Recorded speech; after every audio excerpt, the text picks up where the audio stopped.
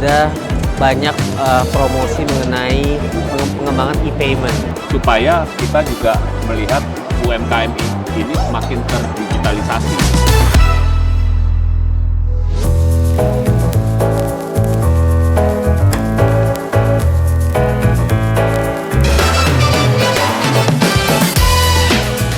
Halo sahabat Ekon, Ketemu lagi di Kupas Ekon. program yang akan membahas seluruh perkembangan perekonomian di Indonesia serta informasi terbaru lainnya.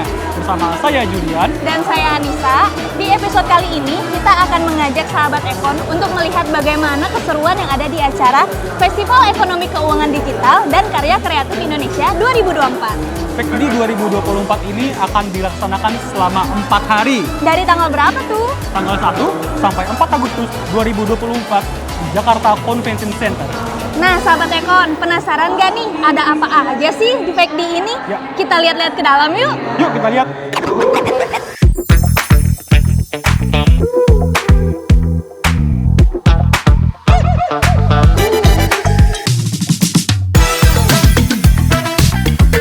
Festival Ekonomi Keuangan Digital Indonesia atau FEKDI sudah berjalan 4 tahun sejak 2021. FEKDI tahun 2024 berkolaborasi dengan Karya Kreatif Indonesia atau KKI, mengusung tema sinergi memperkuat ekonomi dan keuangan digital, serta inklusif untuk pertumbuhan yang berkelanjutan. Pembukaan FEKDI 2024 berlangsung meriah loh, dimulai dengan opening ceremony bersama Presiden RI beserta jajaran menteri dan menghadirkan beragam kegiatan seperti casual talk, showcase berbagai inovasi produk digital, pameran produk UMKM, talk show inspiratif, games, dan konser musik. Kira-kira ada rangkaian acara apa lagi ya di FEKDI 2024 ini? Kita tanya-tanya yuk dengan Bapak Theodor Sutarto.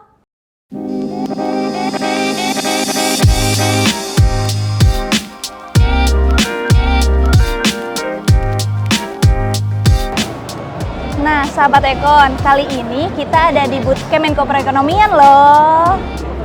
Kali ini kami bersama dengan Bapak Theodor Sutarto selaku Asisten Deputi Ekonomi Digital Kedeputian 4 Kemenko Perekonomian. Selamat siang Bapak. Selamat siang semua. Bapak, kalau boleh tahu, ada apa saja sih di rangkaian acara FEKDI tahun ini?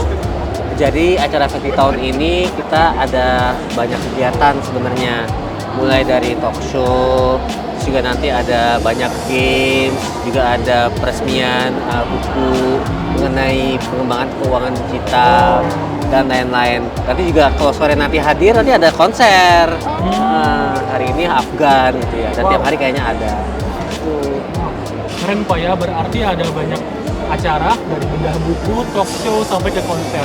Nah Pak, ngomong-ngomong masalah bedah buku atau showcasing teknologi Pak ya, kira-kira ada teknologi apa saja Pak yang dipamerkan kepada masyarakat untuk menunjang perekonomian digital Indonesia?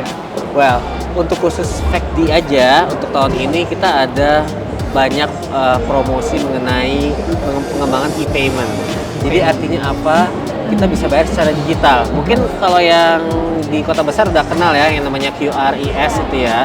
Jadi kita sekarang bisa menggunakan QRIS itu untuk belanja. Nggak hanya yang di toko-toko yang punya alatnya itu ya, tapi juga bisa di UKM. Kayak misalnya kalau ke kantor gitu ya, kita kan ke stasiun Juanda gitu ya. Nah itu yang jualan makanan, gorengan, ada yang jualan nasi kuning, itu bisa bayar pakai QRIS ya kita biasa nyebutnya.